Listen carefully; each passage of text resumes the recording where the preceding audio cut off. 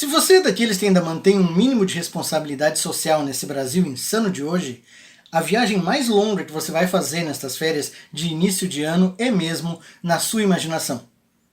Sendo assim, você está falando aqui com um grande agente de viagens.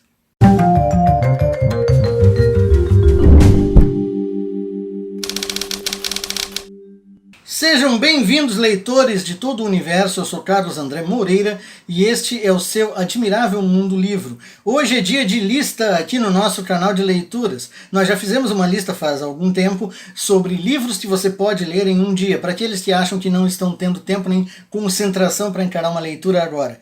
Mas se você é daqueles que gostaria de mergulhar no universo literário para esquecer parte da sua realidade, como uma pandemia lá fora e um genocida negacionista na presidência da República, bom, eu tenho algumas indicações de livros grandes o bastante para ocupar você no mínimo até março. Calhamaços? Vamos fazer um acordo? Não faz isso de novo. Nunca mais. Os critérios da lista são simples. São 5, como a nossa lista habitual, com no mínimo 400 páginas para mais, e que tenham sido publicados de 3 anos para cá, no máximo, livros que, dando uma pesquisada, eu descobri que ainda estão em catálogo e são facilmente encontráveis em livrarias ou por encomenda na sua livraria de bairro preferida.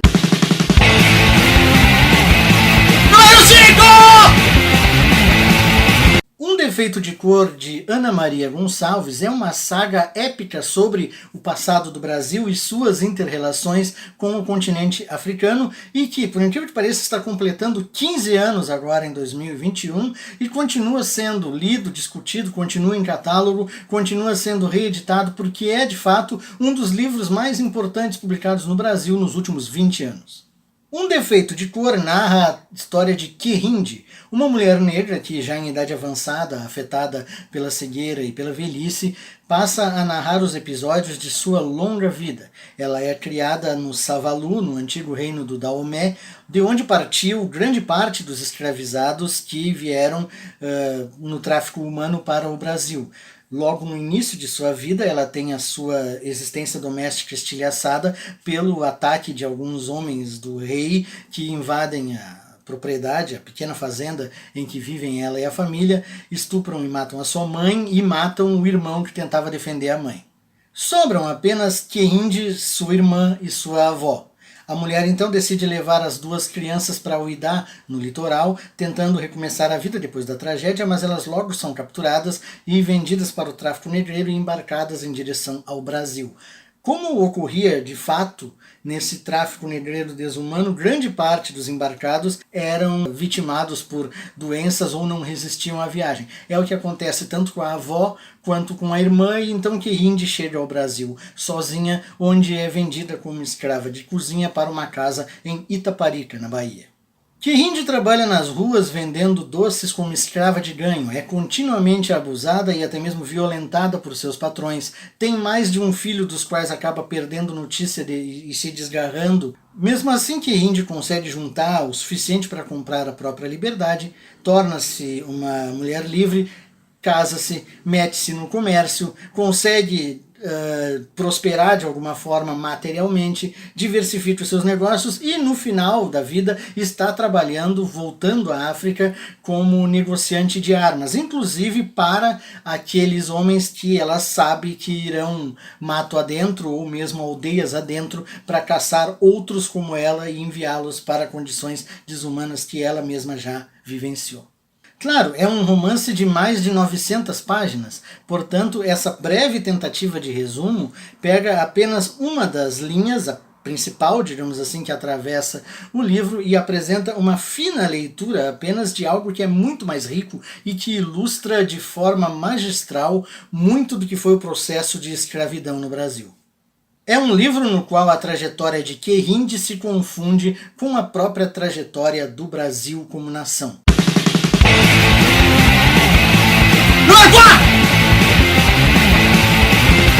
Para um certo tipo de leitor, e eu conheci muitos desse tipo, biografias volumosas são a leitura ideal para férias, ou para esse período assim, em que o sujeito tem algum tempo livre.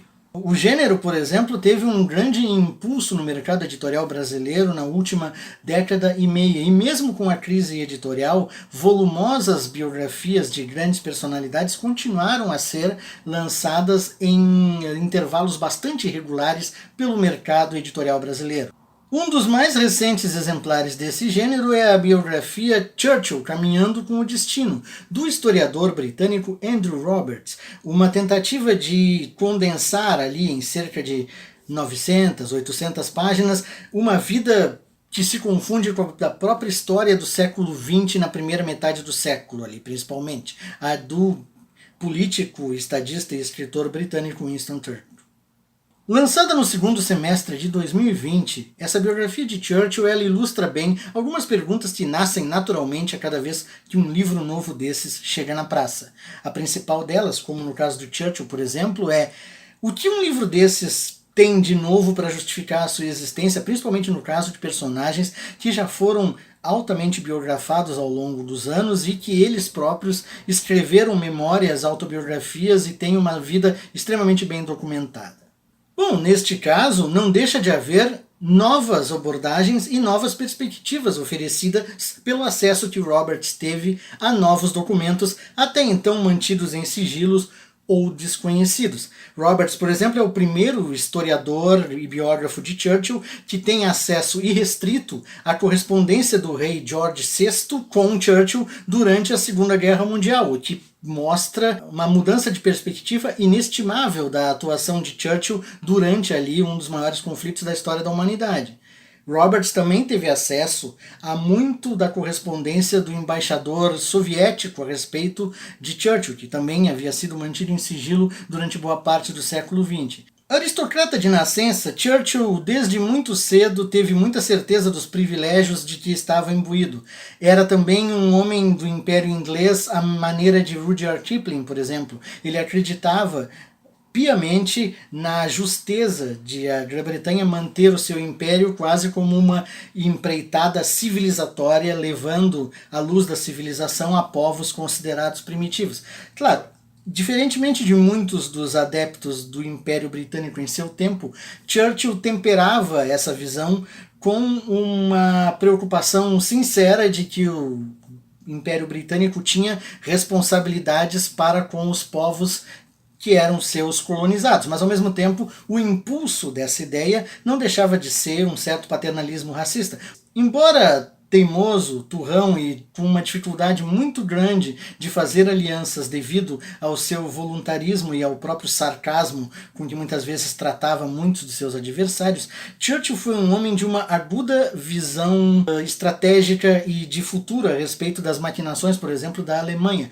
Ao mesmo tempo, justamente por ser tão voluntarista, muitas vezes ele não conseguiu coordenar esforços com todos os gabinetes necessários para que essa antevisão rendesse frutos. E ao mesmo tempo também era um homem que não tinha grande consideração pelas mulheres e foi um ardoroso opositor do voto feminino até que ele se tornou uma inevitabilidade. Escrito numa prosa correta e funcional e que às vezes até alcança aqui e ali algum momento ocasional de brilho, este alentado estudo biográfico tem a vantagem de, apesar de partir de uma pessoa que claramente tem uma simpatia muito grande por Churchill, por seu biografado, consegue temperar essa simpatia com esses elementos contraditórios da personalidade desse homem exuberante e ao mesmo tempo cheio de falhas, transformando, portanto, esse relato numa construção complexa e não apenas apresentando uma biografia oficial ou chapa branca.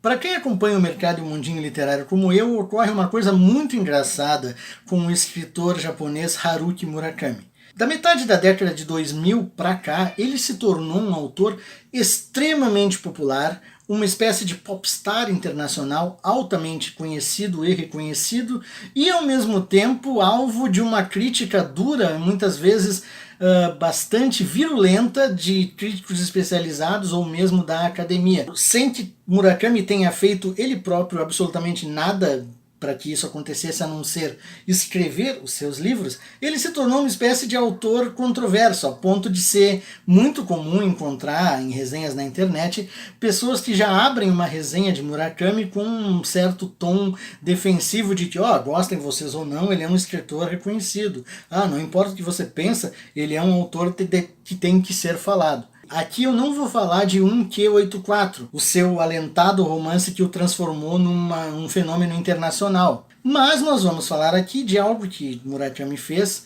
até então pouco conhecido no Brasil, e que antecipa em 15 anos o que ele viria a fazer nesse que é seu romance mais conhecido. Crônica do Pássaro de Corda narra a história de Toru Okada, um jovem que, desempregado, cuida ele próprio das rotinas domésticas da casa, uma vez que a sua esposa trabalha num emprego com um salário bom o bastante para sustentar o casal. Como outros personagens que Murakami já desenvolveu ao longo de sua carreira, como o próprio Tengo, um dos protagonistas de 1Q84, um dos seus grandes objetivos é ter uma rotina incolor, sem alarmes e sem surpresas.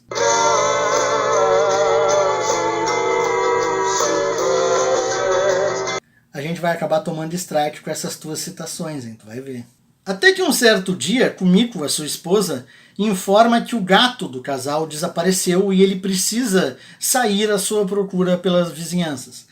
Quando ele faz essa jornada em busca desse gato, ele escuta o canto de um pássaro estranho, que é esse pássaro de corda do título, e que tem um canto semelhante a alguém que estivesse dando corda num relógio. A partir daí, Okada parece, como é bastante comum nos próprios livros de Murakami, entrar numa realidade paralela um pouco diferente da que conhece. A certo ponto, já não é mais apenas o gato que desapareceu, mas a própria Kumiko, sua esposa. A busca se torna mais complexa. Personagens aparecem e desaparecem, muitos deles extremamente carismáticos, extremamente exóticos, cada um com uma história e uma ideia diferente a apresentar, como se Okada tivesse entrado numa dimensão em que o sonho e a realidade se confundem, a ponto de que todas aquelas aparições surreais são tidas na sua normalidade e fazem conexões entre a contemporaneidade japonesa e mesmo a ocupação da Manchúria, por exemplo.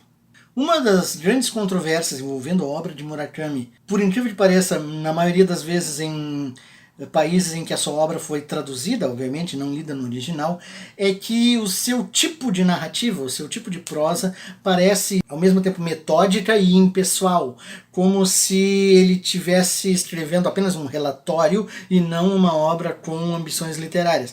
Para muitos é uma vantagem essa característica de ele ter uma prosa indo direto ao ponto, para outros isso mostra uma certa pobreza estilística que não combina com a exuberância imaginativa que muitos de seus livros apresentam. Esse é um caso também aqui.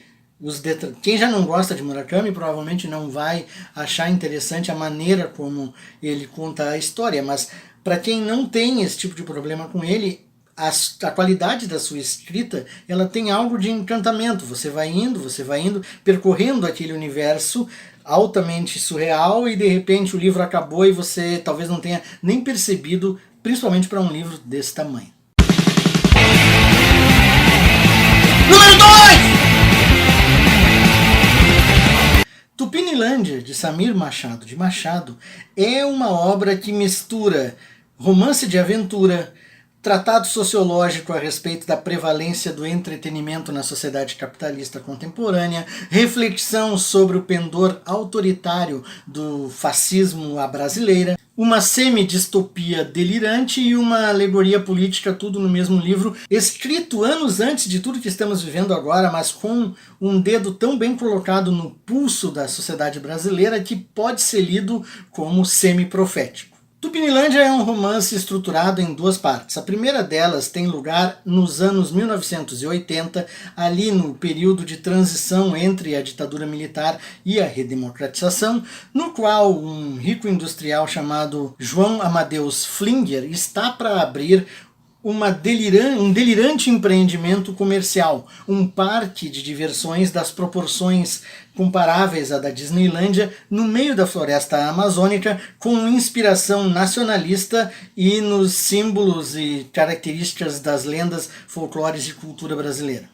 Obcecado desde a infância com Walt Disney, que ele chegou a conhecer durante a passagem do pai do Mickey pelo Brasil durante a Segunda Guerra Mundial, Flinger consegue pôr essa ideia de pé devido à falta de regulamentação geral durante o período da ditadura militar e aos seus contatos na cúpula do regime. No momento em que o Brasil passa para a transição democrática, ele espera contar com a mesma boa vontade dos políticos civis que estão prestes a assumir o poder. O parque está pronto para começar e assim Flinger organiza uma primeira visita de apresentação, porém essa primeira visita se torna um pesadelo bélico no momento em que um grupo de militares de linha dura de inspiração integralista tentam tomar o parque para tentar, a partir dali, fazer uma base de resistência contra a entrega do poder pela ditadura. A segunda metade do livro é ambientada 30 anos mais tarde, quando, já nos anos 2010, um jovem arqueólogo chamado Arthur convence o Instituto do Patrimônio Histórico Nacional a financiar uma expedição ao centro das ruínas desse parque, situadas no Pará, na parte paraense da selva amazônica, para tentar descobrir o que aconteceu e resgatar a ideia desse sonho megalomaníaco. O que essa viagem à Tupinilândia vai revelar é que o termo fantasmas da ditadura pode ser muito mais do que uma metáfora desgastada e que pode haver mesmo o espectro do autoritarismo pronto para reemergir em algum lugar. Tupinilândia é uma espécie de súmula ambiciosa da carreira de Samir Machado de Machado até o momento em que esse livro foi lançado. Ele é, como outros livros que o autor já havia escrito antes, uma espécie de casamento entre a literatura de gêneros de massa e um romance historicamente ambicioso. Homens Elegantes, por exemplo, é um misto de romance histórico e de espionagem, protagonizado por um agente da coroa homossexual no século XVIII vivendo em Londres. Mesmo seu primeiro e menos conhecido romance, O Professor de Botânica, era uma narrativa aventuresca em que algo dá errado durante uma expedição. E tudo isso se condensa aqui em Tupinilândia, que também tem o bônus de ser uma espécie de narrativa profética sobre a ascensão de um Brasil miliciano vivendo num universo paralelo. A grande diferença é que a narrativa de Samir Machado de Machado tem uma prosa vibrante com pendor pop e que busca em vários elementos o humor, ao contrário do Brasil miliciano contemporâneo, que não tem graça nenhuma.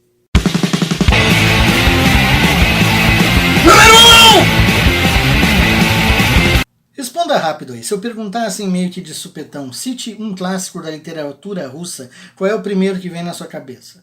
Para muita gente vai ser Guerra e Paz, para muita gente vai ser Os Irmãos Karamazov, ou Crime e Castigo, ou ainda contos de Gogol, contos de Chekhov. Muito pouca gente vai lembrar desse que era considerado um clássico da literatura russa pelos próprios russos, muitos deles escritores esses que eu citei.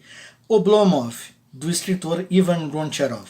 Oblomov, ou Oblomov, como muitos dizem, né? Aí vai de cada um, eu não sei falar russo, vocês também não admitam, é a história de um nobre da pequena nobreza rural russa que passa seus dias de roupão apavorado pela ideia de ter que tomar alguma decisão. Último representante de sua linhagem aristocrática, Oblomov vive seus dias num arremedo conformista de vida. Apático, ele não consegue concluir as suas leituras, sabe que precisa tomar várias decisões com relação à administração da propriedade, faz milhões de planos e acaba não tomando aquele primeiro passo que faria com que esses planos se tornassem uma realidade. O início de Em Busca do Tempo Perdido, de Marcel Proust, é muito conhecido pelo fato de que o autor gasta páginas e páginas com o seu narrador, lembrando de como ele costumava deitar cedo, e como ele dormia, e como ele tinha problemas para dormir, precisava chamar a mãe, precisava chamar o pai. Este Oblomov, de Goncharov, ele tem uma ideia um pouco parecida no seu início,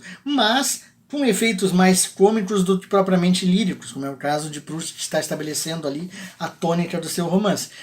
As primeiras 100, 150 páginas de Oblomov flagram Primeiro o Oblomov sonhando, depois o Oblomov acorda, recebe uma carta de seu administrador, recebe algumas invectivas do seu criado pessoal, pensa que vai sair do quarto, pensa que é necessário descer, pensa que é preciso fazer isso, fazer aquilo, acaba não fazendo nada, e durante quase 100 páginas ele sequer consegue sair do quarto, tomado de indecisão e preguiça, até o momento em que ele recebe a visita de um amigo, Stoltz, que foi lá com o objetivo de dar uma sacudida e tirá-lo de casa de alguma forma.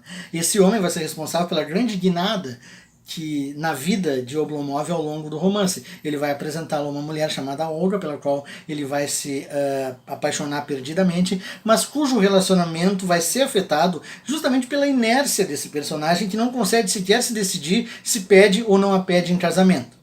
Oblomov é ambientado nos últimos dias da servidão, que era um tipo de organização social e política e econômica pela qual um aristocrata mantinha em um contrato de praticamente analogia à escravidão aqueles que trabalhavam em suas propriedades. Oblomov, portanto, faz uma sátira muito bem elaborada sobre o papel dessa aristocracia parasitária numa época em que o próprio estatuto da servidão está provocando o atraso da sociedade russa. Ao mesmo tempo, é um retrato político bastante matizado deste romance, porque, apesar de ser um inútil prejudicado pela sua inércia e pela sua preguiça, Oblomov não é uma pessoa ruim, ele é um homem de coração generoso e de afetos bastante sinceros. Publicado em 1859, esse livro teve um impacto tão grande na sociedade russa que basicamente até ali, a Revolução Russa, cerca de 70 anos depois, muitas das discussões a respeito do futuro e do aprimoramento da sociedade russa passaram pelo conceito do oblomovismo, que é justamente esse conceito de alguém que tem essas características de inação, de inércia. É uma leitura super recomendada. Gente, era isso. Muito obrigado pela audiência. Deixem nos seus comentários as suas sugestões de calhamaços. Deixem a sua opinião sobre o que vocês acharam desses livros, se vocês já os conhecem, se foram atrás, leram. Deixa aí, comente com a gente. Tenham boas leituras e nos vemos na próxima.